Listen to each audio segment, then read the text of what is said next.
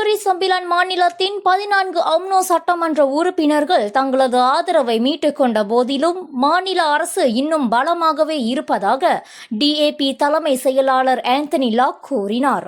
இன்று நடைபெற்ற செய்தியாளர் சந்திப்பில் பேசிய போக்குவரத்து அமைச்சருமான அவர், புதிய அரசாங்கத்தை அமைப்பதற்கோ அல்லது புறவாசல் வழியாக ஆட்சியை கைப்பற்றுவதற்கோ அம்னோவின் மத்திய தலைமை ஆதரவு அளிக்கவில்லை என்று அவர் தெளிவுபடுத்தினார். இது தொடர்பாக அம்னோ தலைவர் அஹ்மத் ஜாஹித் ஹமிடி அமைச்சரவை கூட்டத்திலேயே உறுதி அளித்துள்ளதாக லாக் கூறினார்.